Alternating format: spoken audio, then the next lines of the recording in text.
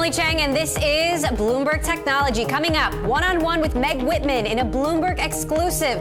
The Hewlett-Packard Enterprise CEO joins us live from Las Vegas on maintaining profitability in the age of the cloud. Plus, one day before former FBI Director James Comey testifies before the Senate, President Trump tweets the name of his potential successor. We'll tell you more about former DOJ official Christopher Wray. And with just hours to go before the UK general election, online voting is front and center. We'll break down the pros and the cons. First, to our lead. The annual HPE Discover Conference is happening this week, and the company has outlined how it will continue to grow and stay competitive in the age of cloud computing. Hewlett-Packard Enterprise CEO Meg Whitman joins us now live for an exclusive interview from the Discover Conference in Las Vegas. Meg, thank you so much for joining us. Yeah. Happy to be here, Emily. So you're almost 2 years post-split now. Tell us what your number one message is to customers today as the technology shifts beneath us. Well, I think there's two very important messages. First is we believe the world is going to be hybrid, and our objective is to make hybrid IT simple. What do I mean by that? I mean applications will be on-prem, off-prem, in the cloud, and each customer has to find the right mix for them. And a lot of customers are rethinking, do they want to put as many applications in the cloud as they had originally thought, because for reasons of price and control, it may be better to keep it on-prem. So we make hybrid IT simple. And then another really big opportunity for customers is the edge. If you think about campus, branch, factory floors, the edge, everything other than your data center is exploding in terms of the need to collect data, compute it, and store it. There have been a lot of questions about margins in particular. Why is the environment so difficult right now? Well, our margin in Enterprise Group, which is the major part of the go-forward company, Hewlett-Packard Enterprise, was down a little bit in Q2. And the reason is we had stranded costs from our divestitures. We had done some acquisitions that will be initially dilutive. And then, of course, we have significant commodity cost increases. But we anticipate that margin will go back up to historic levels by Q4. And then if we can continue to grow our high margin products and our growth products like Aruba and our all-flash storage arrays and Gen 10, our new server that is the most secure server in the world, then I think you'll see really nice financial performance from us as we finish the year. What's the strategy to get costs down to help with the margin issue? Yeah. So we have to really now, we have a much smaller, much more focused company. And I can tell you, I'm probably the only CEO in America that enjoys running a smaller company rather than a bigger company because it's so much simpler. And we have an overhead cost structure that we've got to get down to be more in line with the new company we run. We've got to re-engineer some processes to make things simple. And that's going to lead us, I think, to be able to take out more cost and be even more cost competitive in a very competitive market. Listen, volume servers, very competitive business. We need to have a more cost-effective cost structure there. On that note, when we spoke this time last year, you said that Dell was making a big mistake by merging with EMC. That said, HPE stock and growth has been under pressure. Has any of that led you to reconsider whether smaller really is still smarter? No, so we're really proud of our financial performance and our stock price performance since the split from Hewlett-Packard, from HP Inc. to Hewlett-Packard Enterprise. And listen, if you think of the stock price of the company as a whole, which reached the low of $11.62 in the fall of 2012, if you add up HP Inc., Hewlett-Packard Enterprise, our share of CXC, which is now DXC, and our share of the software company, that is close to between $48 and $50 a share. So we've created a lot of shareholder value, and our stock has done very well since we split off from HP Inc. almost 18 months ago. When it comes to M&A, does Dell have an advantage, or can they play hardball better because they're private? Well, listen, there are some advantages to being private, right? But actually Dell, because their debt is publicly traded, we have a window into Dell's financials in much the same way as a public company. They don't get the scrutiny that we do. And we really like our hand. We have no debt on the company. In fact, we have about $6 billion of net cash on the company. We've gotten more strategic and more focused. We're smaller, we're nimbler. And we have dry powder to make acquisitions and make investments, and we can turn on a dime now, which is just a different strategy than Dell. They're getting bigger, we're getting smaller, they're leveraging up the company, we're deleveraging, and we're leaning into new technology, everything software defined and the edge, and they're doubling down on old technology and a cost takeout play. So it's a different strategy. I like our hand. As you weigh whether to turn on that dime when it comes to M&A, how reasonable are valuations right now? So they've become a lot more reasonable in the last 6 months. We've made an acquisition almost one a month for the last 6 months. And the valuations are coming down because venture capital is getting a little tighter in Silicon Valley. The willingness to fund ongoing losses for indeterminate amounts of time, that appetite is shrinking a little bit. So we bought SimpliVity right, we bought, I think, Nimble right, we bought Cloud Cruiser right, and they are dead on to our strategy of making hybrid IT simple, powering the intelligent edge, and the services that we need to make it all happen. So we're feeling good about the opportunity to make reasonably priced acquisitions that fit our strategy. So what are the attractive targets? What areas are of interest on your radar? Yeah. So we're interested in a number of areas, but first is the software-defined data center. So think about SimpliVity. That is really more a software company than it is an infrastructure company, but it's all around deploying applications easily in a hyper-converged environment. So we're very interested in software-defined. Nimble is software-defined. It's all-flash storage for entry-level and mid-tier. We're also interested in the edge. Obviously, Aruba was an incredible acquisition for us, growing 33%, the wireless part of Aruba, 33% in the last quarter. We're super excited about that. We bought Niara, which is basically, think about it as machine learning for security on the edge network. And so we continue to look at acquisitions at the edge. You've spun off your enterprise services business, but you're still in services with Point Next. How does the services business evolve? Yeah, so services is going to be an important part of our mix because every company is trying to take their data center on a transformation journey from an older, brittle, high cost, not particularly flexible or agile environment to the new environment that is so essential for their competitive, their ability to win in the market. And services, people need help on that journey. So while we will not do ITO, IT outsourcing or business process outsourcing or apps maintenance, we will do advise and transform, and that's what Point Next is. So we think it's an important part of the business. The other part of our business is the ecosystem of partners. Here at Discover in Las Vegas, we have the biggest presence of partners, SIs, ISVs, that we've had in many, many years. So we've got a lot of folks here anxious now to do business with us because they don't view us as having an asset that is competitive to what they do. So we are still very focused with DXC technology, but we've got a whole bunch of players who are really interested in doing business with us now, and that's great. Now, Meg, there's always great fascination around what your future holds. How long do you plan to continue running things at HPE? Yeah, so I love what I am doing. I have to say, now being head of a smaller, more nimble, faster moving company makes this a lot of fun. And so I love what I'm doing, and I've got more work to do. We've still got another phase in our journey to make HPE everything that it can be. So I'm here until my work is done. So what is that more work? What more work do you feel you have to do? So we now have to take this very focused company called Hewlett Packard Enterprise, and we have to make sure we've got a cost structure that allows us to compete in the marketplace. We've still got a little bit too much overhead on this company because we had an overhead that oversaw a $110 billion company. We've got to take more cost out of that. We've got to redesign some of our systems. We've got to redesign some of our processes to be more appropriate for a smaller, more nimble company. So we've got some more cost takeout to do, and we've got a lot of innovation coming to market, and I want to make sure that innovation lands well, like our Gen 10 server, which is getting rave reviews at this show, it is the most secure server in the world, and everyone knows security is one of the big issues facing every IT department. You urged President Trump not to pull out of the Paris Climate Accord along with other business leaders. Hours later, he pulled out. How does that impact your relationship with the president? Well, listen, as you know, I was on the other side. As a lifelong Republican, I endorsed Hillary Clinton.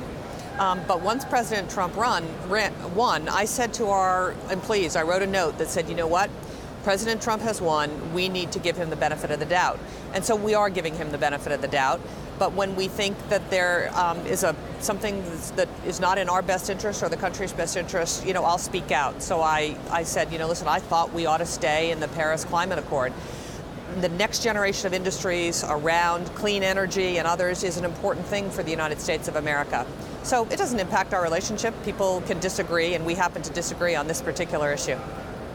Tim Cook also told me that he thinks the president decided wrong on Paris, but plans to keep an open dialogue because he thinks it's important for America, important for the company.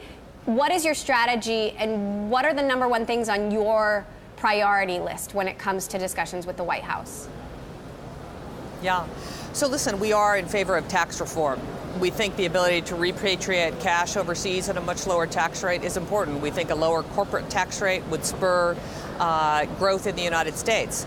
On the other hand, we are not for the border adjustment tax. That's very difficult for companies that import a high degree of their cost of goods sold and work on relatively low margins. So the retailers, a lot of the technology companies, we think that's not in our best interest, and by extension, in the best interest of the United States. So we just make it clear where we stand on issues, very respectful, civil discussion, and that's what this country was built on, the ability for civil discourse and the ability to disagree without being angry.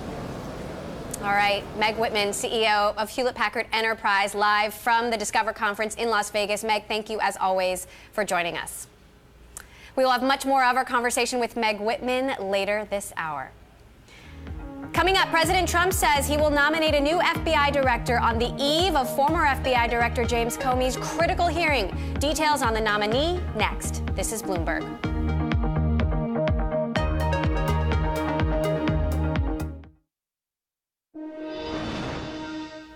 We have some breaking news now. We just got an emailed statement from Mark Kasowitz, Donald Trump, the president's personal attorney, responding to former FBI Director James Comey's opening statement, preceding the remarks that he'll make tomorrow before the Senate. In that statement, Kasowitz says that Trump feels vindicated, given that in Comey's opening statement, he confirmed that the president was not personally under investigation by the FBI. Again, Mark Kasowitz, the president's attorney, saying that Trump feels vindicated. Of course, we're going to be following former FBI Director James Comey's critical testimony all day tomorrow on Bloomberg Television. Now, on the eve of the highly anticipated congressional hearing of former FBI Director James Comey, his opening statements, as I said, have been released. In them, Comey says President Trump asked him in February to put an end to an investigation into former National Security Advisor Michael Flynn. Comey also states that the president told him, quote, "I need loyalty," when the two dined alone in the White House, in reference to the investigations into Russia. We've also learned President Trump will nominate former Justice Department official Christopher Wray to run the agency. But as investigations into Russia continue and cybersecurity threats increase, is Wray the right man for the job? Joining us now, our Bloomberg News executive editor Winnie O'Kelly, who covers the FBI. Winnie, what do we know about Christopher Wray? Well, he's a solid prosecutor. I think many people in Washington are immediately saying, hey, he's the best guy on the list. We're pretty happy about this. He has a history of bringing cases. He was at Justice Department after 9/11, was involved in terrorism and other coverage at that time. He went on to oversee the Enron task force, although he did not run it. The prosecution, we failed one of Richard Scrushy of Health South, and many other matters. So he's an experienced prosecutor. So what do you expect his approach to be on issues like cybersecurity, on issues like the Russia investigation? So a couple things here. First off, he's not going to be overseeing the Russia investigation. Remember, that's now being run by a special counsel by Robert Mueller, who's a former FBI director, formerly had his job, and whom he worked with, by the way, when he was at Justice. So they know each other. They're not strangers. His job is going to be oversee the FBI, and we don't know a lot about what his intents are going to be. I tried to glean some of this by looking back at his 2003 testimony to Congress on the Patriot Act and on fighting terrorism. He was very supportive of the Patriot Act. He was very supportive of sort of new, enhanced surveillance techniques and tools to put the FBI on a more even playing field. For example, he cited the ability, using a provision of the Patriot Act, to get information from internet service providers in order to go after cases. We don't really know how he's going to feel about hacking cases, for example, or, for example, the unlocking of iPhones, which became a very big deal under Comey, and which we feel will come back into the limelight at some point. All right, Bloomberg's Winnie O'Kelly, thanks so much for joining us. Obviously, we'll continue to follow these new headlines as we get them. Do not miss our special coverage tomorrow of former FBI Director James Comey testifying before the Senate Intelligence Committee on Bloomberg Television and Radio beginning 9:30 a.m. Eastern Time. If you have time, check out his 7-page opening statement. It is quite a read. Coming up, ahead of the UK general election, we will dig into online electronic voting. It has been used in elections across the globe, but just how big is the risk of a high-profile attack? This is Bloomberg.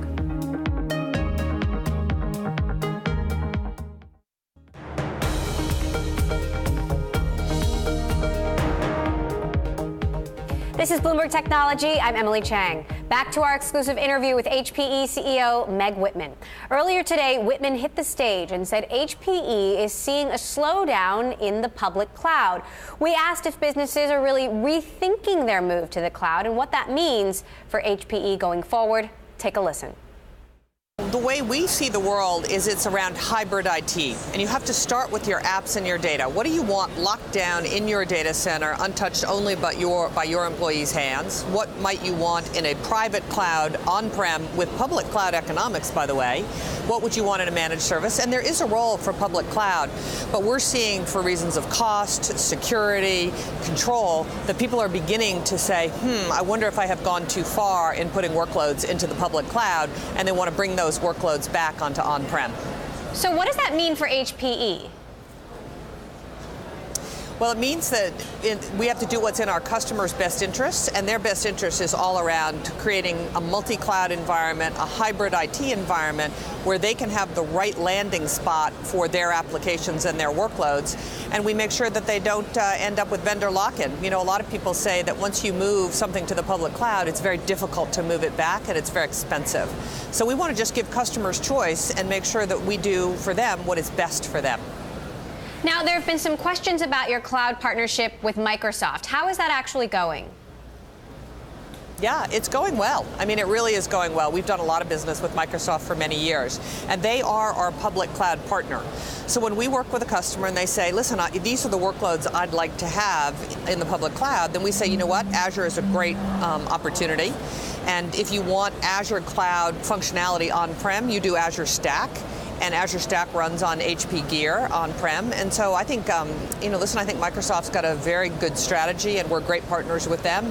And again, it's about giving customers choice. Where do they want their workloads? Where do they want their data? And if they want a public cloud partner, we recommend Azure. But if they start making some of their own data center equipment, what does that mean for HPE? Well, this is a dynamic industry, and it's interesting. For a long time, infrastructure wasn't in fashion, but we see all kinds of people now getting into the infrastructure business. So if that's what Microsoft does, then we'll try to figure out how to, have a relationship around co-opetition. Sometimes we cooperate, sometimes we compete. We'll figure out how to work with them. We admire the company a lot, and we'll figure it out. Now, tech stocks have been on a tear since the election, despite political uncertainty. What are the market dynamics that you see helping or hurting HPE? Yeah, so it's a challenging global environment right now. There's some countries that are doing very well, and then there's uncertainty in a number of countries, and uncertainty is not good for business. So our strongest market in Europe is Germany. Germany's doing incredibly well. We're selling a lot of business in Germany, but the UK is challenged. Public sector spending is down. The UK firms and people investing in the UK are holding back, I think, because of Brexit. And it doesn't mean they won't spend, but they're kind of paused and saying, gee, I don't know what's going to happen here. Maybe I should just take a little time to think it through. Japan actually is pretty strong for us right now. Australia is coming back. Latin America is doing very well. And the U.S. continues to be a little uneven. Sometimes, one quarter it's quite strong, and then we see a little bit of weakness. So it's a mixed environment. But, listen, we have to make it work in every environment. So we sell as hard as we can and try to give its customers as much choice no matter what's going on in the backdrop. You've led several different high-profile technology companies. I'm curious what you think about the unicorn startups, what you see them doing well, what you see them doing poorly. Yeah, so listen, the startup scene in Silicon Valley and elsewhere is alive and well. I mean, it's a renaissance of innovation. I mean, think about what you're seeing. And listen, there's a lot of very innovative companies that are unicorn valuations. What we are seeing is the ability of venture capital money to keep funding money-losing startups is we're starting to see a pullback there. And one of the reasons that we were able to buy SimpliVity is it wasn't clear they were going to be able to raise a next round, and they needed to be tucked into a big company. Nimble had a great fundraising round, but felt like now they needed to be tucked into a big company. So we think there's always going to be unicorns, there's always going to be new companies, but we think it does present an opportunity for us as we think about our M&A strategy and our innovation strategy. HPE is heavily investing in what you call the machine, or your vision for the future of computing. How will this help customers in the future, and how is that vision evolving? So one of the big challenges our industry faces is the demand to build data centers, the demand for space, and the demand for energy is unsustainable. I mean, we work in parts of the world where there is no more energy on the grid. So that caused us, a number of years ago to think through the fundamental model of compute. It's always been a CPU-centric model, and we said, can we turn that on its head and make it a memory-centric compute, where instead of through copper wires data is moved, it's moved through photonics, which would mean smaller space, far more energy efficiency. And we're super pleased with the progress of the machine. We're already embedding parts of the technology into our next generation servers and storage, and we're super excited about the amount of data that can be processed with very low power utilization and in a small form factor. So it's right on track. It's had its ups and downs, as these big research projects do, but we're super excited about it. Our exclusive interview there with HPE CEO Meg Whitman. Well, in the latest funding round, Andy Rubin's newest startup, Essential, added $300 million to its war chest as it looks to break into the highly competitive field of consumer electronics. The financing round valued Essential at $900 million to $1 billion. Essential submitted paperwork on the new investments late May, a few days before co-founder Andy Rubin unveiled the first two products, a high-end smartphone and an Amazon Echo-like gadget for the home. Investors in the deal weren't disclosed, and a spokesman for Essential declined to comment. A new report out by Nielsen shows that ratings do not equal social engagement. The company conducted its first social media rating study that includes data from Twitter and Facebook to find what shows were getting the most attention. For example, The Walking Dead was by far the most viral TV show on social media, but was only the 8th most watched show on live television over the last TV season. Trailing behind the AMC smash show is the Fox hit Empire and ABC's Bachelor franchise. Coming up, we'll take a look at the potential of the autonomous car market with Intel's Stacy Smith, why the tech giant is betting it'll be twice the size of the sharing economy next. This is Bloomberg.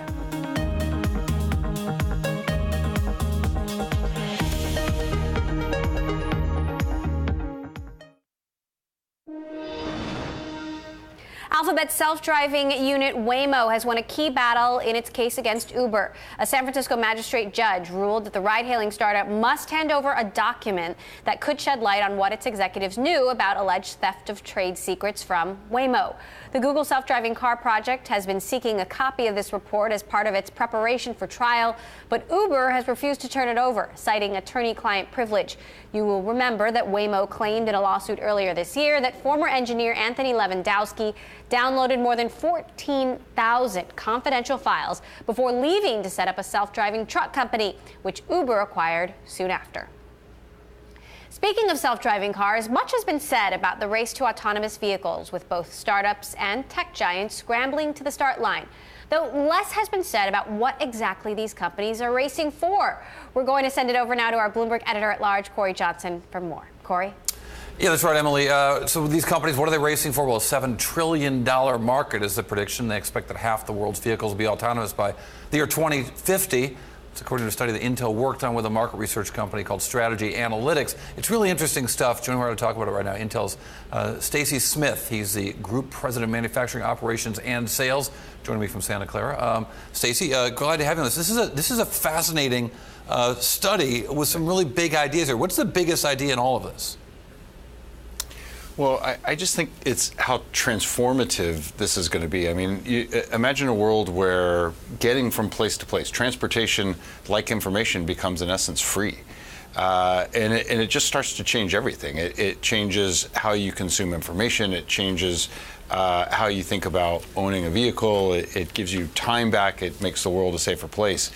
And you know, we've seen disruptions like this in the past, and it's huge opportunities for companies, and it's huge threats for companies. It can disrupt entire industries. The adoption rate's a really interesting prediction here, that they sort of get to a tipping point of more than half of the vehicles on the road in 2050. Talk to me about sort of how you imagine that happening over time. The report hints at it, doesn't really describe sort of the evolution of it, but I would imagine it starts at really high-end vehicles and they get cheaper and cheaper. Yeah, I mean, if you just think about it in a more near-term timeline, I think what you're going to see is, you know, over the next 5 years, you'll see tens of millions of autonomous cars on the road, but they're going to be autonomous in the sense that they're doing the driving for you, but you still are sitting there with the steering wheel, and there'll be times where you're going to want to take control of the vehicle. You go out another 5 years from there, and you're going to start to see an increase in penetration of cars that are fully autonomous, and so those cars, think of them more like a pod. You're gonna get in. There's not going to be a steering wheel, and they're going to take you from place to place. You're going to get out, and then that car is going to pick up the next person or move to some place to be charged, and then come back into the game. And so you'll see an adoption curve that plays through, but I think you'll start to see a lot of this in the next 5 to 10 years. There was also this interesting notion in the study of this vignette describing a family in Germany living outside of Berlin, and the car was sort of running out and doing errands. I was kind of picturing something like your Amazon Echo, and you yell at it to get you your lunch and get you the dry cleaning in your suitcase for your trip later that day. And what it also spoke to was this idea of car ownership in the future, not just sort of mobility as a service. Yeah, no, exactly. I mean, I think, and that's why this is important to be thinking about now. It disrupts so many different industries, and so, you know, I think that you'll see kind of 3 big impacts from this. So first of all, transportation becomes almost free. You know, the utilization of vehicles goes up; they become electric, and so, you know, the way you think about getting from place to place, or the way you think about getting a good delivered to you, I think changes dramatically. I think we give people a lot of productive time back, and they can decide, you know, whether they're going to use that for work or to connect with friends or family or to consume content. And I think we can eliminate a lot of deaths on the roads that are caused by human error. And so it just has some fundamental implications on the worldwide economy. Yeah, well, the death stuff is no small thing there. But there's also a suggestion of a lot more time that people will have to do stuff. And it had me thinking about things like 5G, about connectivity, about tablets and smartphones, or whatever the devices are in that era 20, 30 years from now that Intel surely wants to be a part of. Is that part of the notion there, that Intel is just going to be so much more computing happening because people are going to have their feet up instead of their hands on the steering wheel? Yeah, exactly. I mean, think about the car as being this really powerful computer that's connected to the server infrastructure. You know, just data from today in the U.S., an average person spending 5 hours a week in their vehicle. In Britain, it's more like 10 hours a week in their vehicle. And so now that time moves to be completely productive time. And you can use it to work, you can use it to connect, you can use it to consume content, you can use it to shop, you can actually probably use it to consume services when you think about this out 10 or 15 years. And you're going to get some of that time back, because when you're in this fully autonomous world, the cars and the grid and the traffic patterns become much more efficient. And so it gives you time back, and it gives you time that you can use to enjoy yourself or to be productive. It's mind-blowing stuff. Hey, I've got to ask you, the big news of the week from Apple, using better, faster Intel chips, maybe faster chips like they might have introduced a while back. What does this mean, the Apple business, for Intel, especially in a world where other PC companies are seeing contraction in their business? Yeah, I mean, and we've talked about this before over the years. You know, innovation is so good for us, and when we see innovative companies like Apple that are introducing things that people are really hungry to go buy, it's just wonderful for them. It's wonderful for us, and we're super pleased to be a partner to Apple to just help them to deliver this kind of technological innovation to the marketplace. I have to say, in their new Pro line, I saw some of those yesterday as I was reading through the news reports, and it's one of those things I was really wanting to go out and buy, and that's exciting for us. Yeah, those 18 cores of a Xenon processor sounds amazing. Yeah. Stacey Smith, thank you so much. I always appreciate it. This report's really a fascinating one. I'll put it on my Twitter as well because it was really mind-blowing stuff. Stacey Smith is the Executive Vice President of Manufacturing Operations and Sales. Emily? All right, Corey Johnson, our editor-at-large. Thanks so much. Well, Toshiba has reasserted the right to sell its chip business. The Japanese company has rebuffed its American manufacturing partner, Western Digital. That company wants to derail the deal on concerns the chip unit may fall into the hands of competitors. But Western Digital hasn't been able to match the price offered by other bidders. Coming up, more news out of Uber. Will bring you the latest development of the ride-hailing startup's internal investigation into sexual harassment next. And a feature I'd like to bring to your attention, our new interactive TV function. Find it at Bloomberg TV Go. You can watch us live. If you miss an interview, you can go back to us. You can send our producers a message, play along with the charts that we bring you on air. This is for Bloomberg subscribers only. Check it out at TV Go. This is Bloomberg.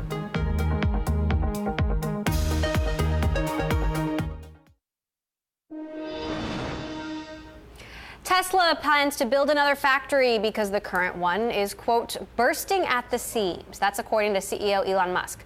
Musk says the electric car maker is still deciding on the location for a factory to build the Model Y crossover, which could debut as soon as late 2019. Tesla has surpassed General Motors, Honda, and Ford Motor in market cap this year. More developments on Uber now, and the probes looking into the company's alleged workplace violations.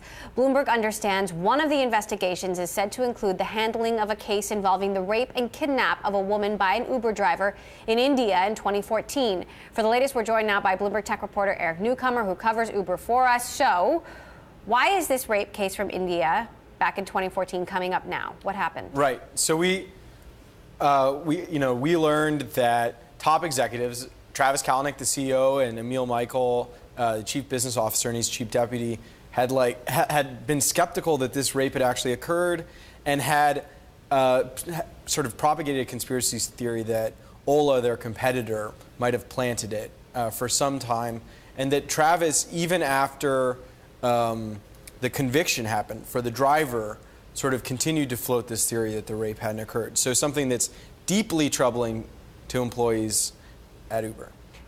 There's an executive you call out specifically, Eric Alexander. Right. He's based in India. What did he have to do with it? So he's like a business development guy, but it was really sort of dealing with some of the case and investigating a little bit, and got the case file from Uber's attorneys, which included the detailed medical reports of this rape victim, and sort of he carried it with him, and was fairly cavalier in the opinion of some employees about how he treated the case file. Now, does Eric Alexander still work at the company? No, he left basically after we started asking questions about it. So do we know if this was a result of the sexual harassment investigation or as a result of your reporting? Yeah, there's some muddying of the water. It doesn't seem like he's one of the 20 people that was let go yesterday, but there are a lot of factors, and you have to remember that this Holder report is also coming, and we could see further departures coming from this separate Holder report rather than the Perkins Coie investigation we saw on Tuesday. So what are we expecting to learn in this Holder report that we haven't learned already? So the Holder report was initially, Arianna Huffington promised us findings. Now we're hearing more that it's going to be recommendations, and that the findings are going to be held tightly by the board.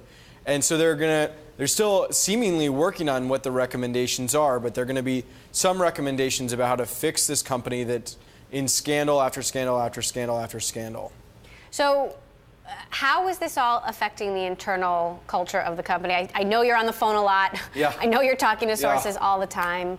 What are people telling you? I don't think this is helping the mood. I think people were optimistic about sort of the purge of 20 employees who had sexual harassment, discrimination, retaliation complaints against them on Tuesday, but I think there's still a lot more bigger sort of questions about the company's culture, and that's not going to satisfy them. And then this case, for employees that didn't know about it, which is a lot of the new people, is certainly going to be troubling to them.